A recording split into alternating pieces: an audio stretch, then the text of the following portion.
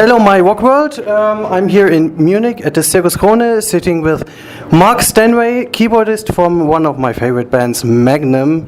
Hello, Mark. Welcome to myRockworld. Hi. Thanks very much, and thanks for the weather. It's really hot here, yeah. Yeah, it is. Mark, first question. The new 18th Magnum album is called Escape from Shadow Garden. Please tell us something about the new release and what it's different to your last release on the 13th day.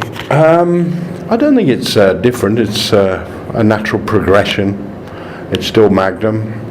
Tony writes the songs, and we all put our bits in, and it comes out how it does. It just sounds like Magnum again. So there are some great songs on this album, but there are great songs on every album. So it's hard. I can't pick from one album to the other, you know. But I'm very happy with this album.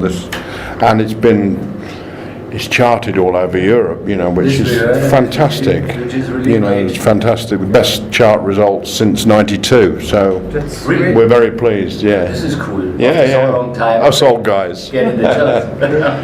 Have you got an own individual favorite song on this album, and why? I like Valley of Tears, and we're not playing it tonight. It's a ballad. And there's lots of piano in it, so it's personal. But it's a great song. Tony wrote a great song there, so that's my favourite on the album. Any favorite song playing live together with the band? Or from the new album? Well, we play 4 songs live. We open with a new song. I like Falling for the Big Plan. When we rehearsed it before we started the tour, I wasn't really sure that it would work live, but so we've been really pleasantly surprised, and it does work live. It's great. It's been less than 2 years since your last album. Yeah. Weren't you tempted to take more time and slow down a bit instead of releasing Escape from the Shadow Garden so soon after the previous one?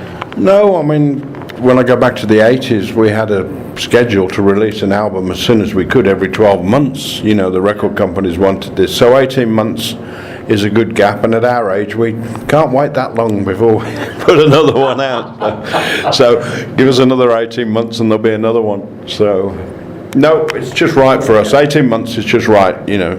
So and next album also 18 months? Yep. Okay. Yeah, we'll have another one in 18 months. Although, yeah, I hope so. Next year we're going to release some live stuff. I think SPV are going to release some live stuff off this tour. Oh, that's cool. And we Blu-ray also, DVD live concert? Yes, quite possibly. We're coming back to Germany. I think I can say this now. In November, I think we've got 5 shows. Not 100% confirmed, but we are coming back to Germany November to do some more shows. So before Christmas. So. Okay. Next question. The artwork is done by Rodney Matthews of the new album. An established artist Magnum fans must be already familiar with. He's done lots of bands' iconic album covers.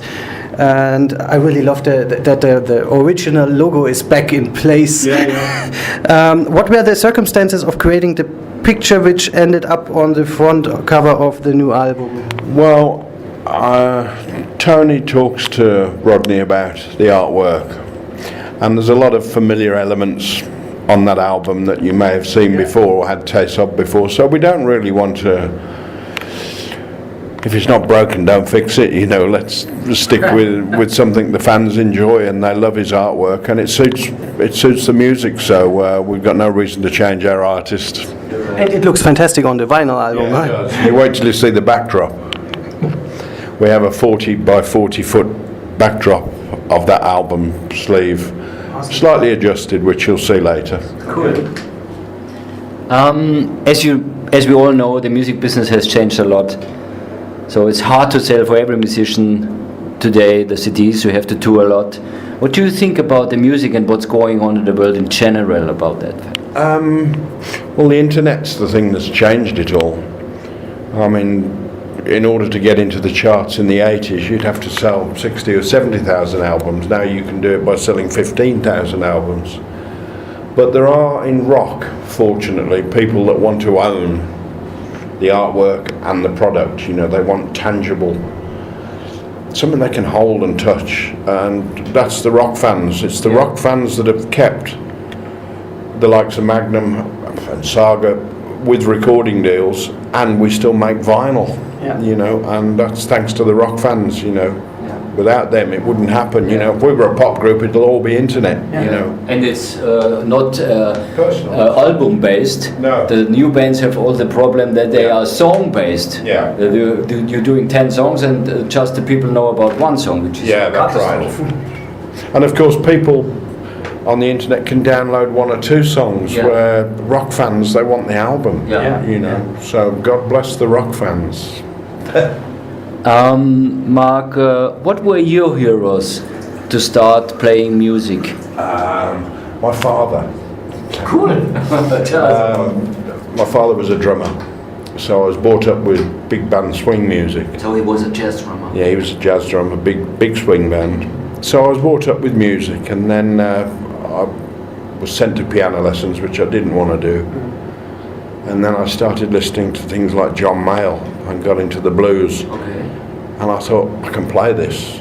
So I started, and then realised there weren't many keyboard players about, so it was quite easy to find a band to play with, you know, so I was very fortunate. And I think my third band was Magnum. So, cool. Been there a long time now. Do you have any favorite Magnum album? Yeah. Personally, Rock Art. It's a great Yeah, I mean, it's not just to do with the songs. It's Rock Art was the last album we recorded going into the studio as a band and playing it all together.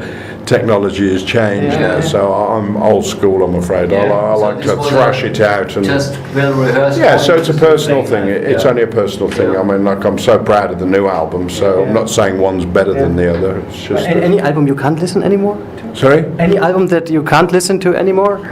Of Magnum. Or it's hard, maybe? No, because there's so many good songs, and you know, when I think of some great songs on the 11th Hour, and that was probably our least successful album, you know, but we were going through record company problems and stuff at the time. But there's some great songs on that album. No, if the songs are good, I can listen to them all. Very good. So is there anything you haven't done yet musically, and you think one day I'd really love to do that? Make money.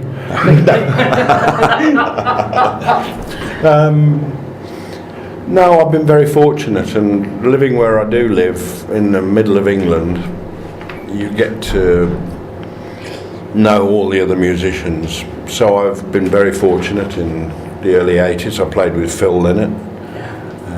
I've played with Jeff Beck. That was I've a played with Robert Plant, you know, and so no, I feel very, very blessed. I've been very lucky, and I'm still 100% happy playing with Magnum. So it's great. Please tell us some or one secret about Magnum that nobody knows. Do you want to pause that while I think about it? Secrets, but perhaps not. It could be a funny turbo secret also. Okay, do you remember an album called Chase the Dragon? Yeah. There's a song called Soldier of the Line. There's a big banging sound on the beginning of that. That's me throwing a piano lid on the floor. That is good. It's slowed down and has echo on it, but it's me. I've got a piano lid and I just smashed it down like that. Perfect. Had to do it three times. This was the great times where you have to develop the sounds for your own. Now you can do it with a sample. This was real recording, Cool. Mark, at last, some words to your fans, please. Some words to our fans. Well, God bless you all. Without you, we wouldn't be here. And as long as you're there, we'll carry on making albums. So bless you all. Thanks. Thanks, Mark. Thank you, Mark. Okay. Great concert tonight. Thanks very much indeed.